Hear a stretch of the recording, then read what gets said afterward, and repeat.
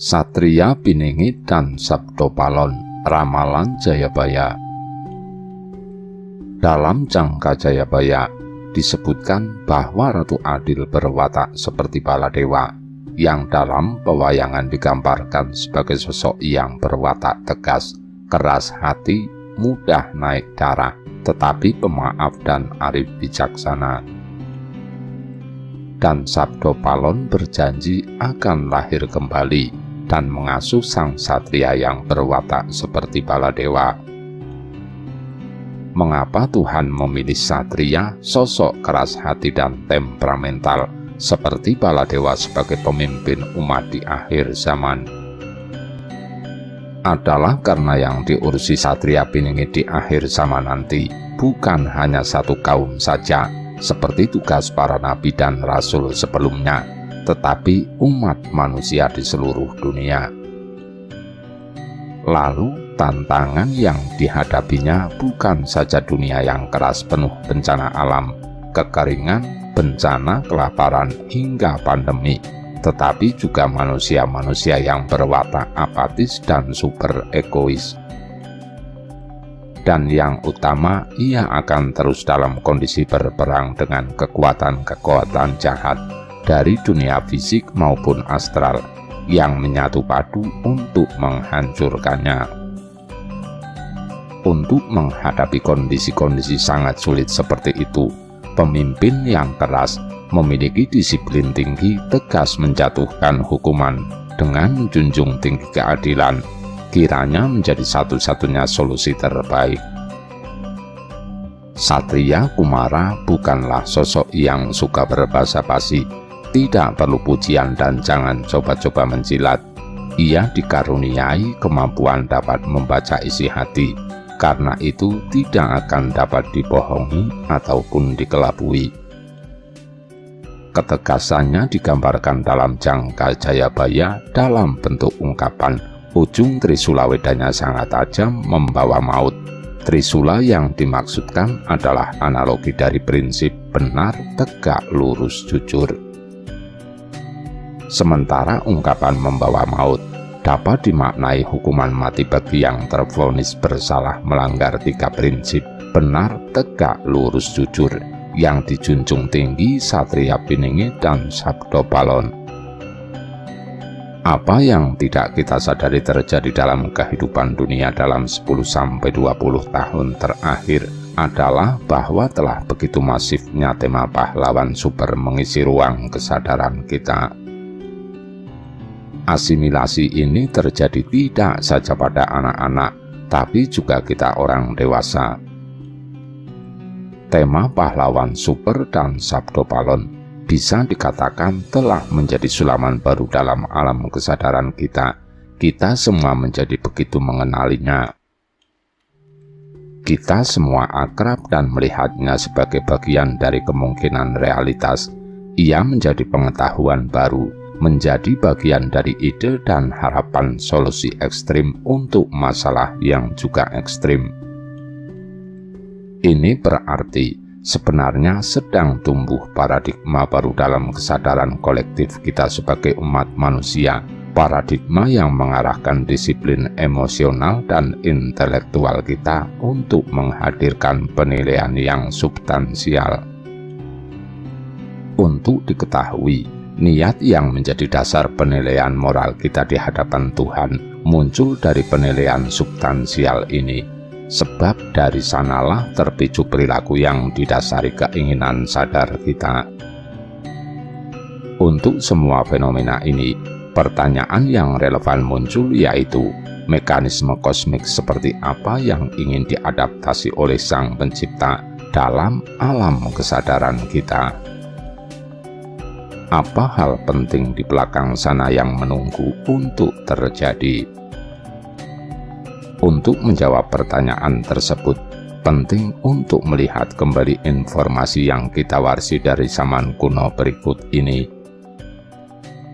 Nubuat dari berbagai tradisi agama tentang sosok Sang Penyelamat. Dalam teks suci agama-agama besar dunia, sebut saja Kristen, Islam, Hindu, Buddha, Zoroastrianisme, dan lain-lain, terdapat kepingan narasi kuno tentang kehadiran sosok penyelamat di satu titik di masa depan. Narasi ini seperti informasi yang terus didaur ulang, terus hadir di berbagai lapisan zaman dan peradaban manusia yang walaupun berbeda nama, namun tujuan dan substansi moral yang diusung sosok penyelamat yang dimaksud bisa dikatakan tetaplah sama. Ya, sejak dahulu kala, informasi ini telah berhasil ditransmisikan ke dalam ingatan manusia dari waktu ke waktu, terintegrasi sebagai bagian dari doktrin keagamaan.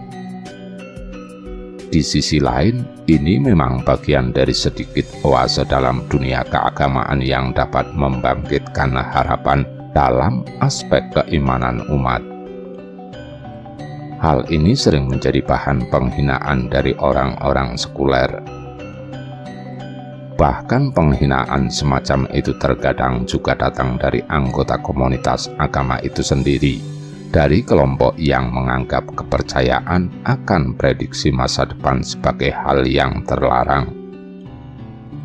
Sosok sang penyelamat itu disebut Mesias dalam bahasa Ibrani, Kristen di Yunani. Kedua sebutan ini sama-sama berarti yang diurapi, yaitu seseorang yang secara khusus dipilih oleh Tuhan dan diberi seperangkat kuasa demi kesuksesan misinya. Dia akan menjadi demonstrasi terakhir dan bukti belas kasih Tuhan yang senantiasa ingin memperkenalkan umat manusia jalan hidup yang benar. Bagi umat Hindu, sosok penyelamat yang ditunggu disebut Kalki, yang secara harfiah berarti melakukan segala sesuatu, kotor, penuh dosa. Hal ini menunjukkan bahwa sebelum akhirnya terlahir kembali sebagai avatar Wisnu, ia sebelumnya adalah manusia biasa yang tidak luput dari melakukan kesalahan. Dengan kata lain, ia akan mengalami pencerahan untuk terlahir kembali sebagai avatar Wisnu. Bagi umat Buddha, dia disebut Maitreya. Buddha Gautama menubuatkannya sebagai sosok Buddha di masa depan yang memiliki kemampuan tak terukur terlahir kembali ke dunia dengan moral tertinggi dan kesalehan terdalam. Dalam aliran Buddhisme Theravada disebutkan bahwa sebelum menjadi Buddha, ia adalah seorang bodhisattva yang berjuang untuk mencapai pencerahan penuh. Bagi umat Islam, dia disebut Al-Mahdi. Tradisi Islam meyakini bahwa Al-Mahdi akan datang ke dunia ini sebagai penyelamat di akhir zaman. Kata Mahdi berasal dari bahasa Arab yang berarti yang dibimbing dengan benar atau yang mendapat hidayah, atau dapat pula dimaknai yang mendapat pencerahan. Kalangan Zoroastrian menyebutnya Sausisan, secara harfiah berarti orang yang membawa manfaat. Seperti halnya sosok penyelamat dalam tradisi agama lain, Sausisan dalam doktrin Zoroastrian juga diidentifikasi sebagai tokoh penyelamat eskatologis yang akan membawa Frasco-Kerti, yaitu doktrin Zoroaster tentang renovasi akhir alam semesta ketika kejahatan dihancurkan untuk selama-lamanya. Tidak ketinggalan, ajaran Taoisme juga membicarakan tentang sosok Li Hong, sosok mesianis yang muncul di akhir siklus dunia untuk menyelamatkan umat manusia. Selain itu, ada juga istilah Shenren, secara harfiah berarti manusia sejati, yang dipercaya akan hadir di masa depan untuk memperbarui dunia. Shenren dianggap sebagai penguasa yang dikirim surga, atau yang telah menerima mandat surgawi. Secara umum kita bisa melihat bahwa sang penyelamat yang akan muncul di akhir zaman memiliki narasi yang sama dalam berbagai tradisi agama, yaitu sosok manusia biasa yang kemudian tercerahkan. Jika dalam tradisi Hindu ia disebut sebagai Kalki yang secara harfiah berarti melakukan segala sesuatu kotor penuh dosa, maka dalam naskah Nahjul Balaga Mahdi digambarkan sebagai berikut. Dia pada awalnya akan menjadi seperti orang asing yang malang, yang tidak dikenal dan tidak diperhatikan. Dengan permulaan seperti itu, dia akan mendirikan kerajaan Tuhan di dunia ini. Dia akan menjadi demonstrasi terakhir dan bukti keinginan belas kasih Tuhan untuk mengenalkan manusia jalan hidup yang benar. Demikian nubuatan yang menjelaskan status sang penyelamat sebelum ia mulai memainkan peran yang ditentukan sang pencipta untuknya. Kemampuan manusia super yang dimiliki sang penyelamat. Setelah tiba pada momentum yang telah ditentukan untuk ia tampil memulai perannya, ia mendapat pencerahan. Narasi dari berbagai tradisi agama menjelaskan bahwa pencerahan itu kemudian menjadikan sang penyelamat sebagai sosok manusia yang memiliki kemampuan luar biasa. Dalam mitologi kejawen, Sabdo Palon adalah sumber segala ilmu dan sadar akan segala hal. Sabdo Palon akan melindungi dan membela dirinya dengan sumber daya ilmu pengetahuan tertinggi. Penguasaannya atas sumber daya ini akan lengkap. Dia akan tahu caranya, dan karena semua itu adalah ilmu tertinggi, maka betapa mereka harus digunakan secara hati-hati. Pengetahuan itu akan seperti harta yang salah jika dimiliki oleh orang lain. Sabdo Palon sendiri menunggu sekian lama untuk mengajarkannya pada sang Satria Baladewa. Sabdo Palon menunggu perintah dari langit. Sebuah perintah surgawi akan diberikan kepadanya. Lahirlah, dunia menunggumu. Anugerah yang hanya diberikan kepada Sabdo Palon, yaitu membersihkan dunia dan tidak membiarkan orang-orang yang menentang agama. Dalam tradisi Hindu, Kalki disebutkan diberkahi 8 fasilitas manusia super, disebut Astasiddhi, 8 kesempurnaan agung. Anima, kemampuan untuk menjadi lebih kecil dari yang terkecil, membuat tubuh menjadi seukuran atom atau bahkan menjadi tidak terlihat. Mahima, kemampuan untuk menjadi besar tak terhingga, dapat mengembangkan tubuh hingga ukuran besar yang tak terhingga. Laghima, kemampuan untuk menjadi tidak berbobot atau lebih ringan dari udara. Prapti, kemampuan untuk melakukan perjalanan secara instan atau dapat berada di mana saja dalam waktu sekejap. Prakamya, kemampuan untuk mencapai atau mewujudkan apapun yang diinginkan.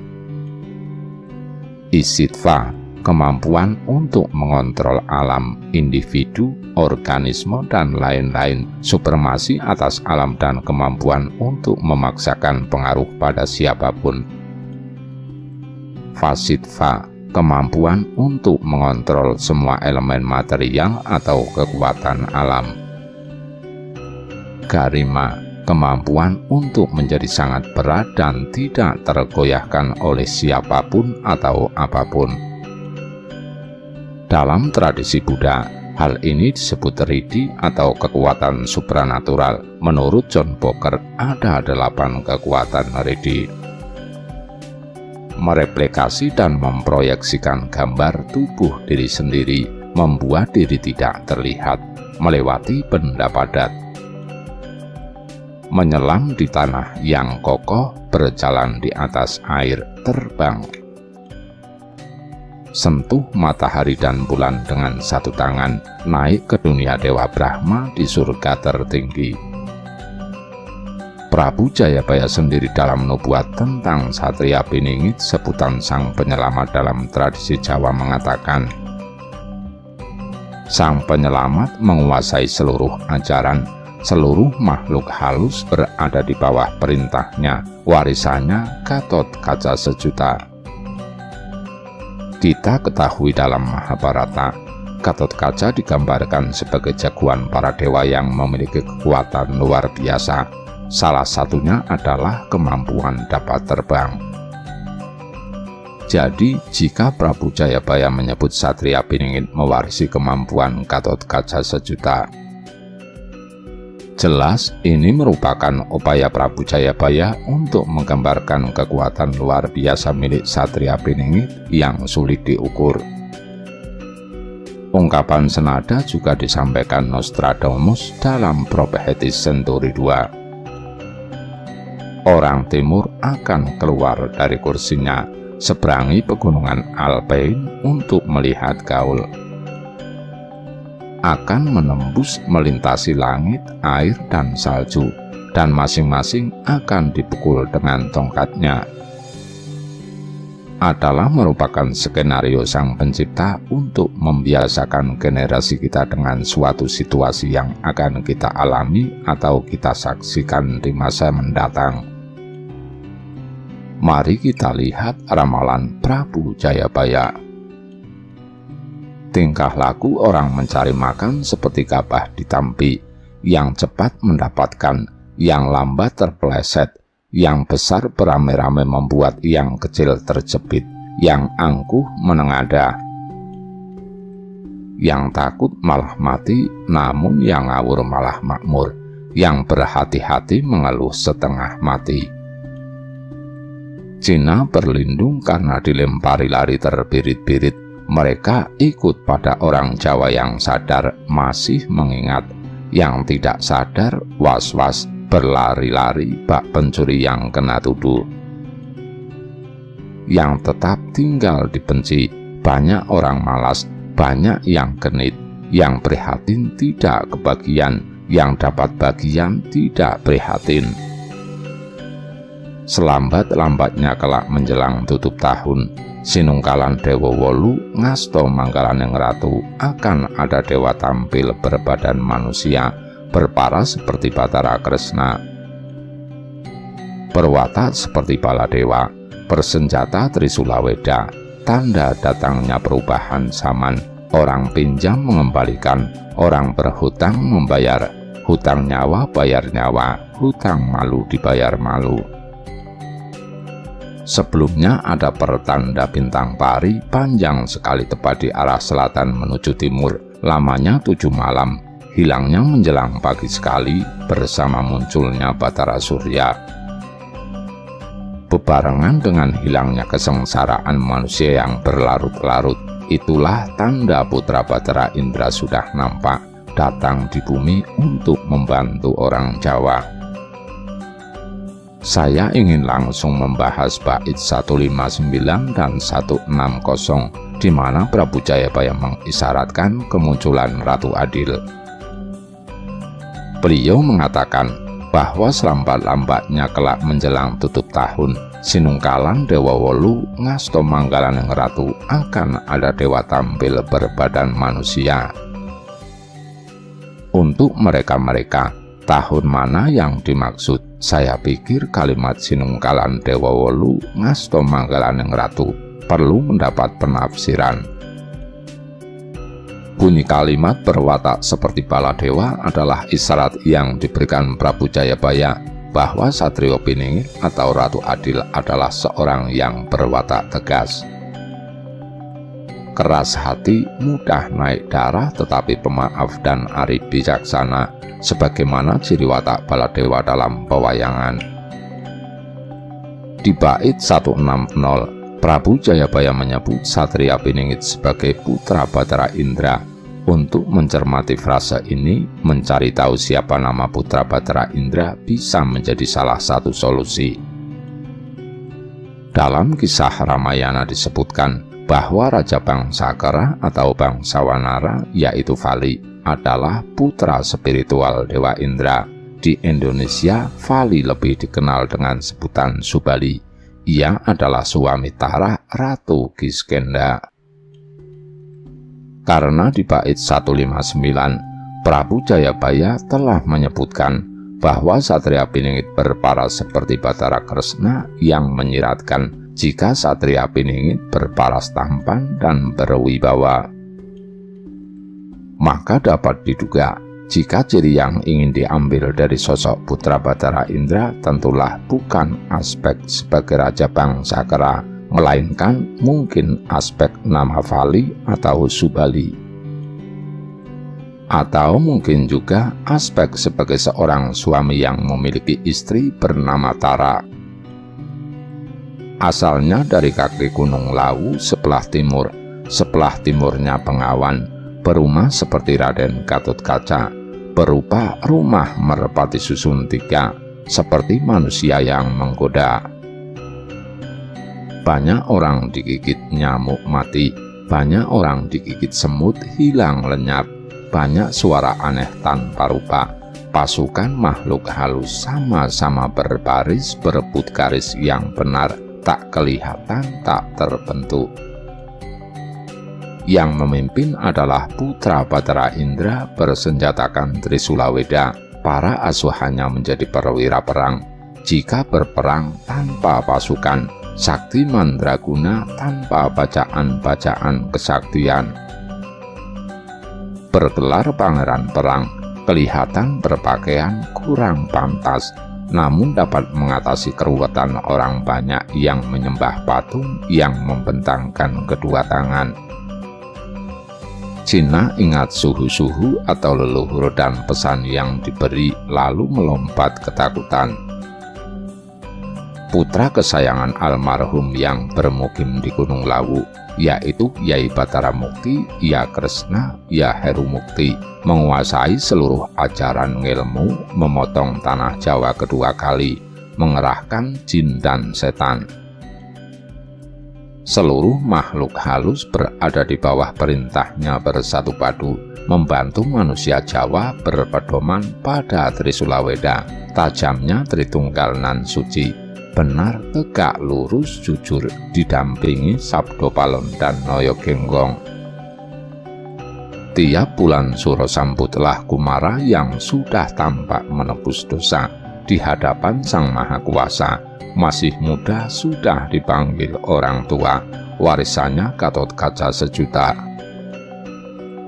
Bait 161 menginformasikan posisi keberadaan Satria Piningit sebelum ia memunculkan diri. Karena ia belum secara resmi memunculkan diri, maka tentunya posisi keberadaannya juga masih dalam status dirahasiakan. Karena itu, ini bagian yang tidak akan saya jelaskan, biar dia sendiri saja yang akan menjelaskan nanti. Pada bait 162, kalimat banyak orang digigit nyamuk mati, kemungkinan menyiratkan adanya wabah demam berdarah. Mengenai kalimat lanjutan, banyak orang digigit semut hilang lenyap, saya pikir Prabu Jayabaya iseng saja memunculkan kalimat ini. Ia sedang menunjukkan kepiawainya membuat sajak dengan memunculkan bentuk rima atau pengulangan bunyi pada kalimat akeh wong dicakot lemut mati, akeh wong dicokot semut sirno. Kalimat banyak suara aneh tanpa rupa, pasukan makhluk halus sama-sama berbaris berebut garis yang benar. Mereka tak kelihatan, tak berbentuk, sangat menarik, karena ini senada dengan apa yang diungkap dalam naskah Gulungan Laut Mati tentang perang akhir zaman yang menyebutkan pertempuran itu bukan saja antara manusia, tapi juga melibatkan makhluk penghuni dunia astral. Jadi pertempuran akhir zaman adalah final battle antara pihak yang berdiri di sisi kebenaran dengan pihak yang berdiri di sisi kejahatan, tidak taat kepada Tuhan. Jika dalam naskah Gulungan Laut Mati disebutkan bahwa dalam perang akhir zaman, pasukan di sisi kebenaran dipimpin Putra Cahaya. Maka dalam Sang Kajayabaya pemimpin pasukan yang berdiri di sisi kebenaran dipimpin oleh putra Batara Indra. Yang telah saya jelaskan merujuk pada sosok yang bernama Vali, yakni nama putra spiritual Batara Indra dalam kisah Ramayana. Dalam bait 163 kalimat bergelar Pangeran Perang mengindikasikan bahwa di masa mendatang Ratu Adil atau Satrio Piningit akan terlibat dalam banyak peperangan. Hal ini selaras dengan narasi-narasi apokalip dari sumber-sumber lain, seperti dari tradisi Islam misalnya, yang menyebutkan bahwa Imam Mahdi akan melakoni puluhan peperangan, yang mana akan selalu ia menangkan. Kemenangan demi kemenangan tersebut yang akhirnya memancing kemarahan Dajjal dan akhirnya keluar dari persembunyiannya. Kalimat selanjutnya, kelihatan berpakaian kurang pantas, namun dapat mengatasi keruwetan orang banyak yang menyembah patung yang membentangkan kedua tangan. Dalam kalimat ini, Prabu Jayabaya mengisyaratkan bahwa meskipun Ratu Adil tidak berpakaian layaknya seorang pemuka agama pada umumnya, namun ia dapat memberi pencerahan pada golongan Kristiani yang ia simbolisasi dalam ungkapan Recon Daplang, yang jelas merujuk pada patung Yesus di tiang salib. Di kalimat selanjutnya, Cina ingat suhu-suhu leluhur dan pesan yang diberi, lalu melompat ketakutan. Prabu Jayabaya juga mengisyaratkan Ratu Adil dapat menginspirasi golongan etnis Tionghoa yang di masa hidup Prabu Jayabaya adalah golongan penganut ajaran Buddha. Jadi orang Cina yang dimaksud Jayabaya merujuk pada orang-orang Buddhis, menyadari pesan-pesan leluhur atau nubuat dalam ajaran mereka bahwa suatu saat di masa mendatang akan hadir Maitreya, sang Buddha masa depan. Kesadaran etnis Tionghoa ini digambarkan Jayabaya dengan kalimat mereka lalu melompat ketakutan. Bisa dikatakan merupakan penggambaran situasi psikologis seseorang ketika terkejut pada sesuatu yang datang tiba-tiba dan berusaha sesegera mungkin untuk menyesuaikan diri. Dalam hal ini dapat dimaknai bahwa pada saatnya nanti orang-orang etnis Tionghoa pun akan berbondong-bondong masuk dalam barisan Ratu Adil. Dalam bait 164, kalimat menguasai seluruh ajaran mengisyaratkan saat ketika Satrio Piningit telah mencapai titik pencerahan sempurna atau mendapat hidayah, yang dalam tradisi Islam disebutkan bahwa Imam Mahdi adalah seseorang yang mendapat hidayah dalam semalam. Kalimat mengerahkan jin dan setan. Seluruh makhluk halus berada di bawah perintahnya bersatu padu, membantu manusia Jawa berpedoman pada Trisula Weda, tajamnya Tritunggal nan suci, benar tegak lurus jujur. Didampingi Sabdo Palon dan Noyo Genggong. Bahwa Ratu Adil tidak saja memimpin bangsa manusia, tapi juga bangsa jin dan makhluk astral lainnya yang memilih berada di barisan kebenaran. Yang perlu mendapat perhatian dalam bait 164 adalah sebutan berpedoman Trisula Weda. Selama ini banyak kalangan menginterpretasikannya terlalu jauh, padahal Prabu Jayabaya telah menjelaskan bahwa Trisula Weda itu terdiri dari 3 hal: benar, tegak lurus, dan jujur. Pada bait 165, kalimat tiap bulan suro sambutlah Kumara yang sudah tampak menebus dosa. Di hadapan Sang Maha Kuasa dan kalimat masih muda sudah dipanggil orang tua, saya pikir adalah 2 kalimat yang mengungkap atau mengacu pada subjek yang sama. Kumara adalah nama lain Dewa Kartikeya yang dikenal luas dalam tradisi orang Tamil di wilayah India Selatan dan Sri Lanka. Ia dikenal sebagai dewa perang yang memimpin tentara para dewa. Hal ini senada dengan sebutan pangeran perang dan pemimpin pasukan bangsa manusia, bangsa jin. Dan semua kekuatan kosmis yang berdiri di sisi kebenaran, sebagaimana yang digambarkan Jayabaya untuk sosok Ratu Adil. Kalimat masih muda sudah dipanggil orang tua dapat dipahami maknanya dengan mencermati sosok Kumara atau Dewa Kartikeya yang dalam tradisi Hindu senantiasa digambarkan sebagai sosok yang masih muda dan tampan, tapi memiliki kekuatan dan keterampilan yang luar biasa. Di sisi lain juga sangat cerdas. Prabu Jayabaya memilih Kumara sebagai analogi Ratu Adil.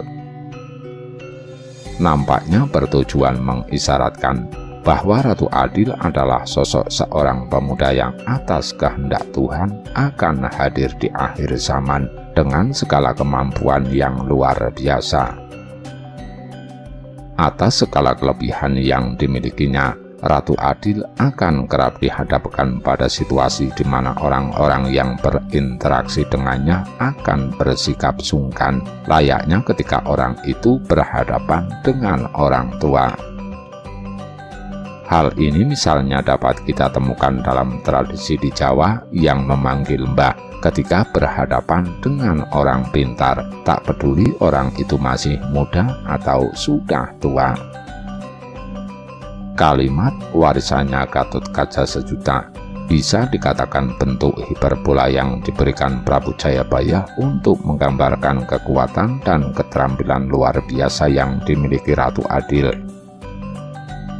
Ramalan Jayabaya atau sering juga disebut Jangka Jayabaya adalah ramalan yang populer dan dilestarikan secara turun-temurun dalam tradisi Jawa.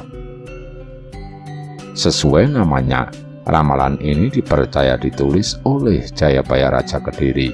Asal-usul utama serat ramalan Jayabaya dapat dilihat pada kitab Musasar yang digubah oleh Sunan Giriprapen. Ada beberapa kalangan yang berpendapat bahwa ramalan ini sebenarnya disusun para resi di masa itu. Hanya saja mereka mengatasnamakan Jayabaya sebagai penulisnya. Dalam pandangan saya, isi Jangka Jayabaya merupakan sebuah peringatan dini tentang apa yang akan terjadi di masa mendatang. Jadi, ia mengemban misi penting seperti halnya dengan naskah-naskah bergenre apokaliptik lainnya. Beberapa isinya pun telah banyak terbukti benar.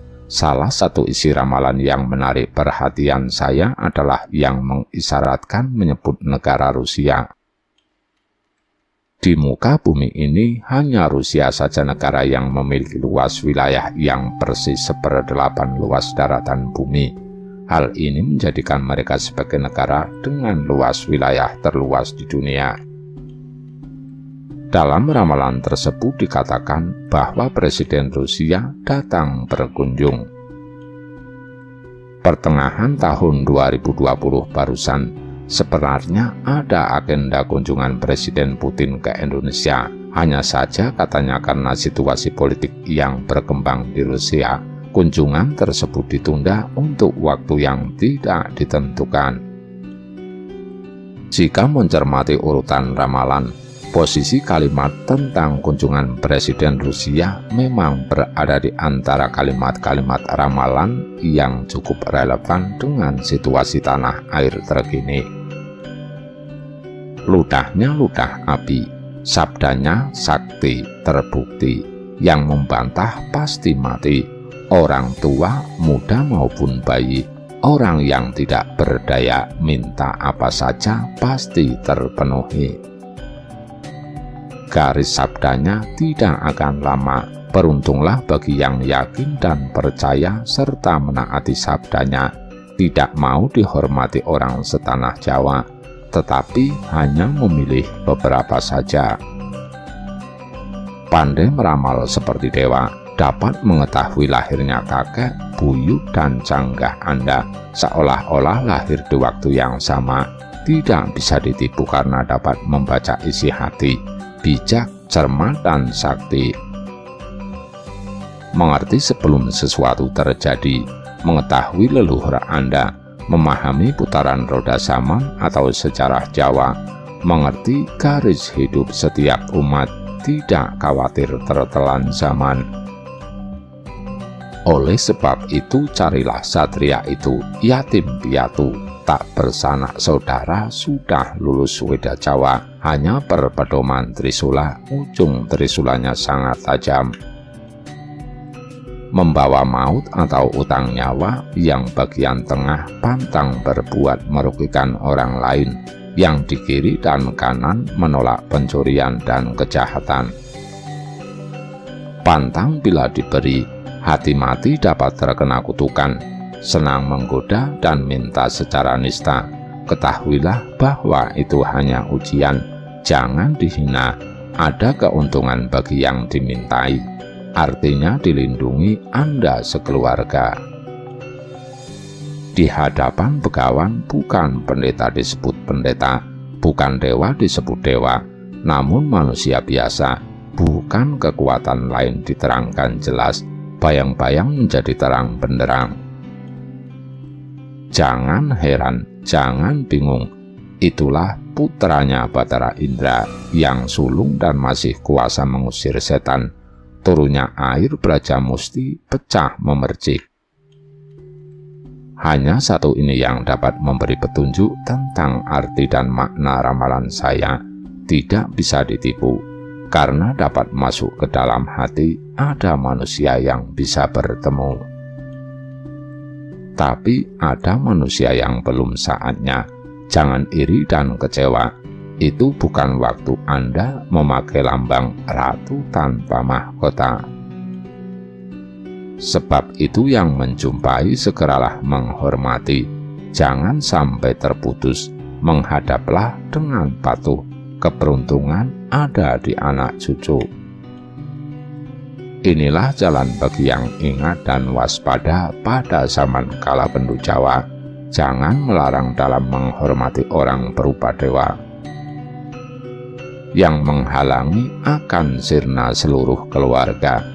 Jangan keliru mencari dewa, carilah dewa bersenjata Trisula Weda, itulah pemberian dewa. Menyerang tanpa pasukan, bila menang tak menghina yang lain, rakyat bersukaria, karena keadilan yang kuasa telah tiba. Raja menyembah rakyat, bersenjatakan Trisula Weda. Para pendeta juga pada memuja, itulah asuhannya Sabdo Palon, yang sudah menanggung malu tetapi termasur, segalanya tampak terang benderang, tak ada yang mengeluh kekurangan. Itulah tanda zaman kala penduduk telah usai, berganti zaman penuh kemuliaan, memperkokoh tatanan jagat raya, semuanya menaruh rasa hormat yang tinggi. Rahayu, Rahayu, Rahayu.